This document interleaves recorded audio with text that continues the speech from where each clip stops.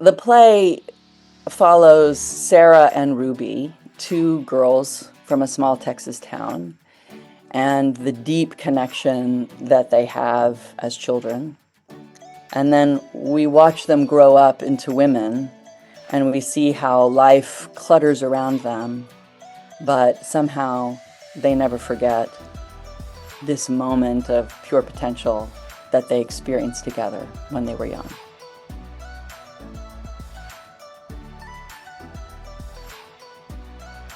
Hi, I'm Enid Graham, and I'm the playwright of A Long Time Ago in a Dark Yard at Night.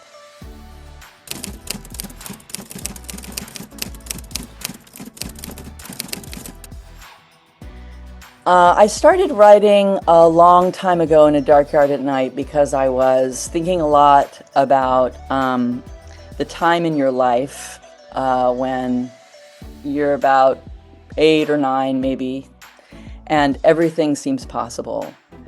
And I think that the friends that you make or the people that you make in that time they go into your heart and into your soul in a different kind of way, because things that might usually keep you apart when you're a child like that don't, like your class status or differences in interests. Like you put children together and they'll just play a lot of the time. They're not so concerned about that. And so I had this idea of capturing these two young women or their girls and that moment, and continually going back to that moment of pure possibility and the kind of connection, the deep connection that you can form between people when all those other external things aren't in the way. And then following them through life as life stacks up around them. Not all bad things or all good things, but just the way that in life you have to make choices, or life makes choices for you, and suddenly those choices you make start to make you, this kind of person. Like, I'm a lawyer, or I'm a activist, or I'm a Democrat, or I'm a wife or a mother, or, whatever. And that starts to seem like who you are, like the biggest piece of who you are. But in actual fact, maybe the biggest piece of who you are was that moment in time before the world and your choices started to externally define you. So that was kind of my impetus behind the play, was remembering friends that I had at that time and that feeling of pure possibility.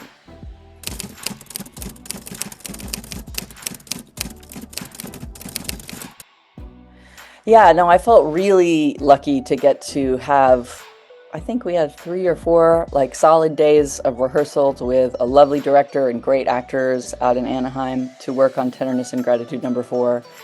I think I came away from that experience with a better play and with a better understanding of my play.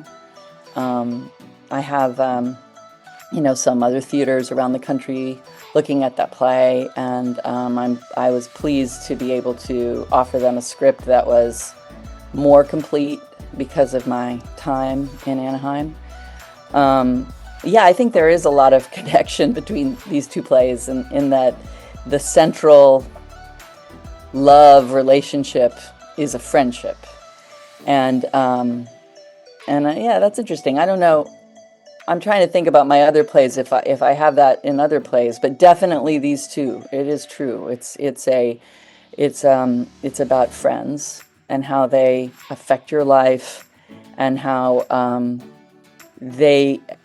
your connections with people that are your friends can be just as powerful and meaningful as love relationship. It is a love relationship, just a different kind.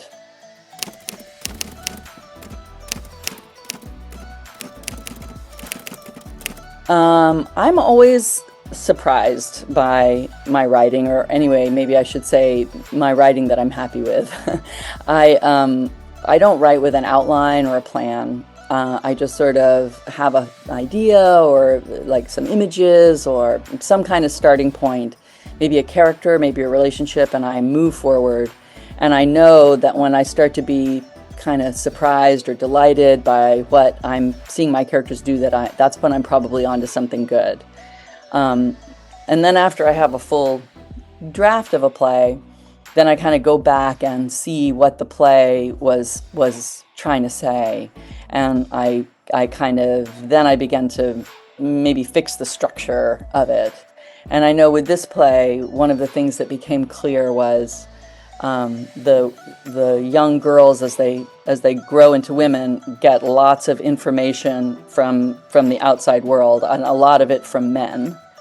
And I began to see that it would be helpful and good to have them internalize that information, maybe to such a point that they would later in their lives speak some of the things that were said to them, but like not even aware that it was said to them before, just, like that, as if they came up with that idea themselves. Like that's how much the world infiltrated their minds and their hearts in a deep way that they didn't even recognize.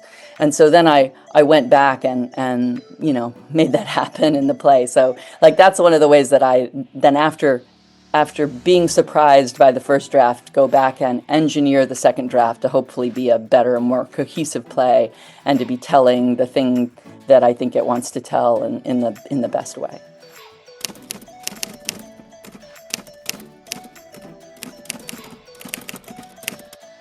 Well, I think one thing would be like a messy child's room. That would be first thing that pops into my mind. The way that the floor could have a telephone, a doll, and pretend pizza or something. Like just the clutter of a child's room and all the mess and potential there. And then I think to me, like an image that is really central would be fireflies.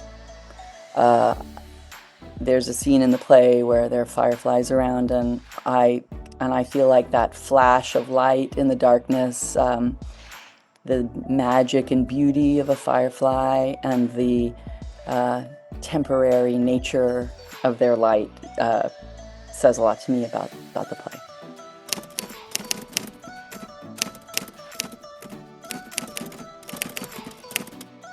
Yeah, I don't write with an end in mind usually, which is not the most efficient way to write a play, probably. Like I always wish that I could be someone that could outline, because that seems like that would really be useful, but that's not how I work. I usually start with just one image or one idea or one thought. And if I remember correctly, I feel like this one was the idea of two children playing, and the way that children practice for this life they haven't had yet when they play, and the kind of intensity of that, and the passion of that, and the joy in it. And I think I started there, and then I got the idea of jumping to all these different points in their lives, and I just saw where it led me. I might write other plays slightly differently, but I don't think so. I think I always kind of just plunge forward into the darkness and see what I come up with, and then later it's almost like I read the play and try to discover what it's trying to say, and then the kind of what I would say would be more like structural work or like disciplined, like editing, or something's missing here. Like I start to do that kind of like piecemeal work, but only after I have a whole first draft that gets to some kind of end, because only when you get to the end do you understand what the whole thing was trying to say. So it's kind of a disorganized, crazy way to work, but that's what I do.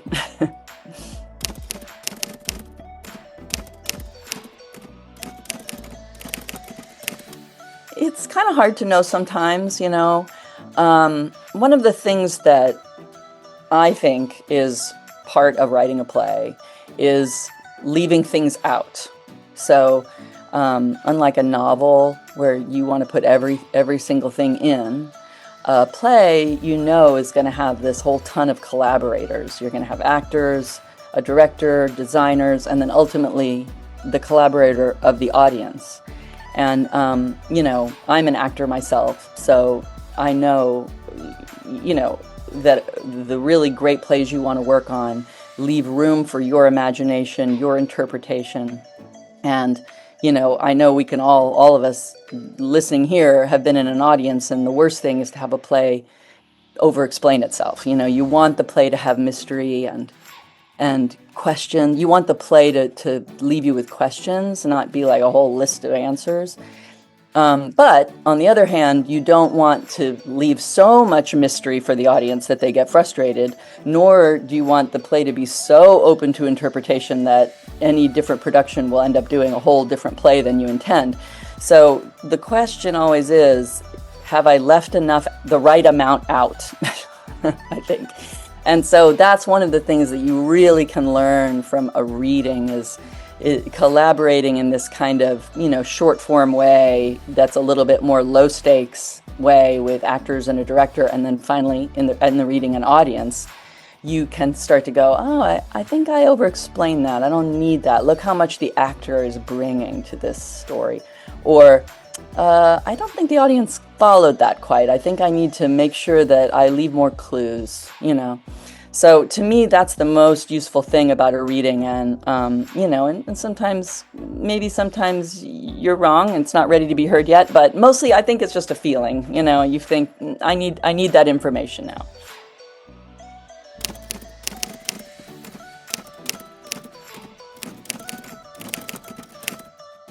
I like to write in the morning.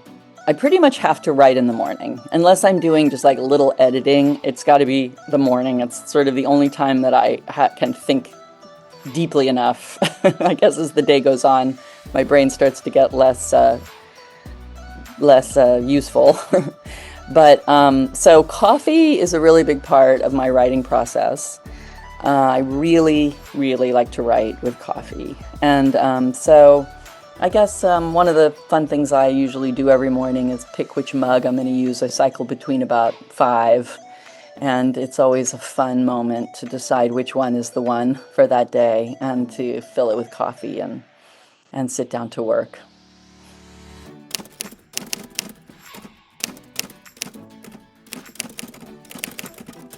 Yeah, I have one right here. This one, which I love because of this flat handle here. I got this in Richmond, Virginia recently when a play of mine got its first production, and I had a wonderful time out there, and I found a little coffee shop that I loved, and before I left I bought myself one of their mugs, and it's entered into my circulation.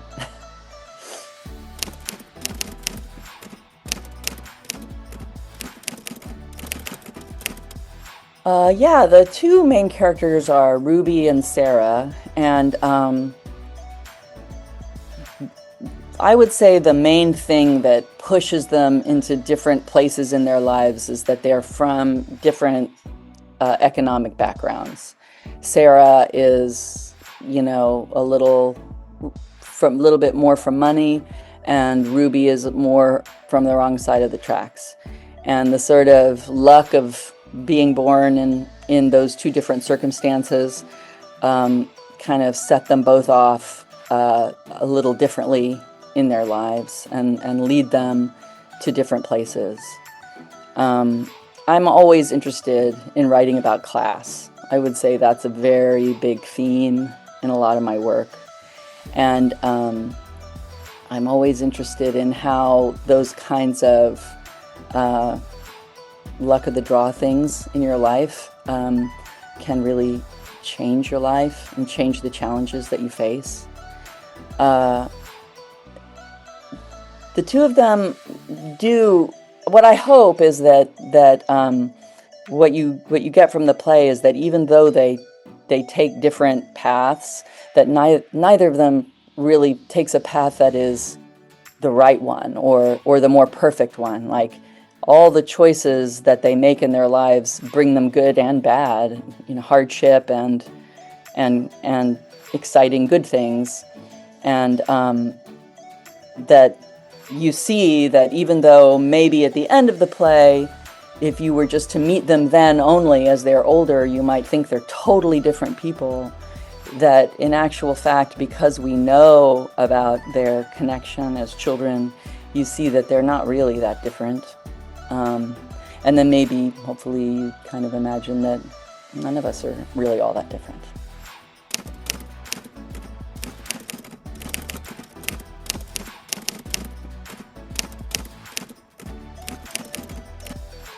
Yeah, I think one of the things that you learn when you live, when you live enough of your life, is that every choice you make, even if it seems like, or maybe is, totally the right one, whatever that may mean, it closes, other doors. Like, at a certain point, you can't be a ballerina anymore. Now, maybe you never wanted to be a ballerina, but, that moment comes for us all where that option is off the table. And that keeps happening, in one's life. Like, you choose to be a parent or you don't. You choose to get married or you don't. You live, you move somewhere, you stay home, all these choices, none of them are right or wrong. And I hope that in the play that is clear, that none of the choices are nobody takes the right path and somebody takes the wrong path, but rather each path just leads you to a slightly different place, and it leaves some things behind. I think it's hard. It's one of the hard things about growing older, is realizing that you had to leave things behind and that some things won't come your way. I know as an actor, I remember the moment where I was like, I'm never going to get to play Juliet. That's not a happy moment for an actress to realize, but, that's just life, the way it goes. But of course, that's a minor thing. There's a lot bigger things that you have to leave along the way because of just the way your one single life has gone.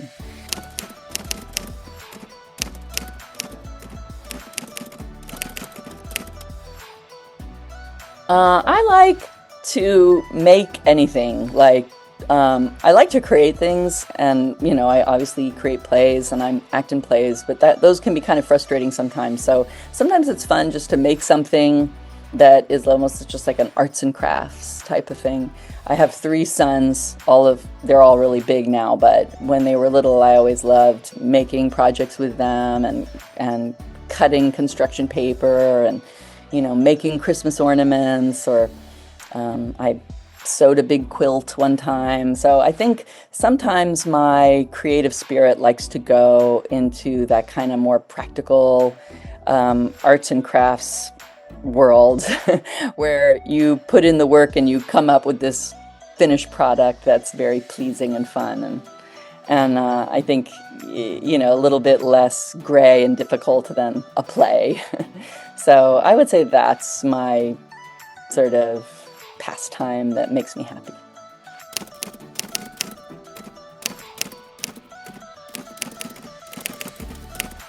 Well, we got a lot of stuff like that. We just this last year, or a few years ago, all of our Christmas ornaments got stolen. It was really sad.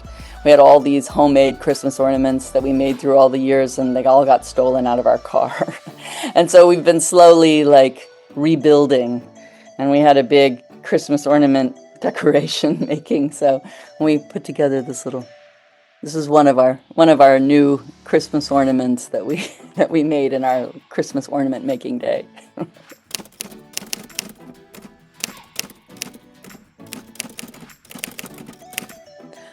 Well, it's funny. I would love to know what you think about this, but I was really fascinated and struck by the play that I saw with you guys, with the Chance Theater group here in New York, which was A Burning Cauldron of Fiery Fire by Anne Washburn. I thought that play, talk about full of mystery. It was so, there were so, there were so many questions. I was so fascinated.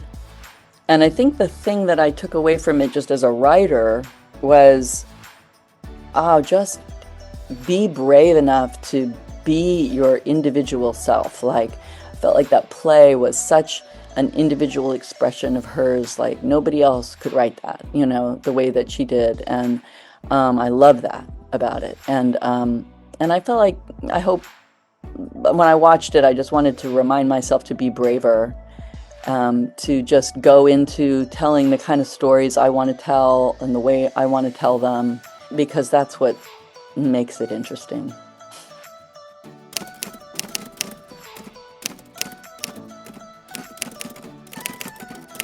Yeah, I would definitely tell my younger actor self, and I tell this to young actors if they ever ask me for any advice, which, not that I have such great advice to give, but this is the one piece of advice I definitely would give myself and I give younger actors, which is, I wish I would have started writing sooner.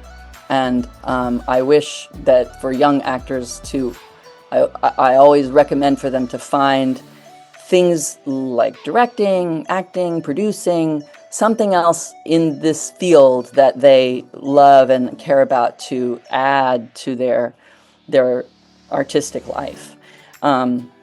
Listen, I did the best I could. It's hard to be an actor. It's hard to be a young actor.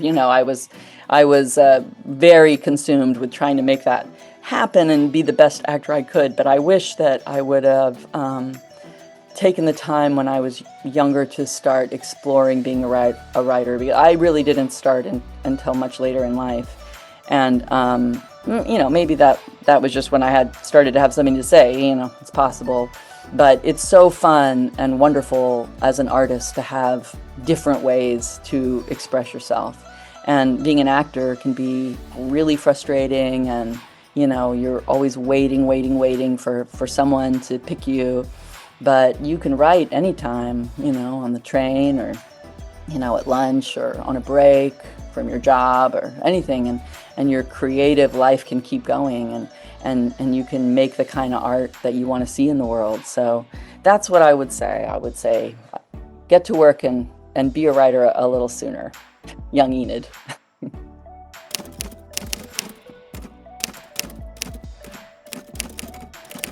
Yeah, I guess everybody's always mourning the state of theater. That's a constant thing. It's always dying, and, obviously that can't be true, as it's been around for quite a long time and keeps trucking along. But I do wish that the theater could be a little more agile, that things could happen more quickly, and there could be more of it everywhere, so that the theater could address the current world more effectively. Right now, everything takes a really, really long time. You write a play, then, years go by and someone does a reading, and a few more years go by, they find someone that can star in it, and then they give you a production. And, by then, it's a idea that you had practically when you were a different person. It was so long ago. And I just, the theater is a great way in our world for us to talk about complicated and important, vital things in our lives, things that are happening right now. And the more it's sort of like slow and weighted down, the less it can do that. And then I think we kind of find ourselves in a bit of a death spiral of not being relevant. If people have to pay so much money to go see a play, then, it better be perfect. And I think that's also a shame. I wish that things were cheaper and faster so that we could see more things, and we didn't expect them to be perfect. And we didn't have to shell out, half of our rent to take our family there. And we could enjoy what worked about them and what was challenging about them. And we could, brush off what maybe wasn't so perfect because we knew we were going to see another show next weekend. And and the shows that we saw were about what was happening now, and could make conversations in real time about our world. That would be my wish for the theater, because then I think, people are hungry in this world for real life experiences, to get together in a room, to see people really breathing in front of you, and to be around other live human beings. I mean, it's not AI when you're at the theater. You're seeing real people do real things. And I feel like people want that, but they want it to be affordable, and they want it to be relevant and exciting. And that's the challenge that I think we've got to figure out some way to meet. And I think we can, but, I don't know exactly how. Join us for the very first reading of A Long Time Ago in a Dark Yard at Night at the Chance Theater on February 11th.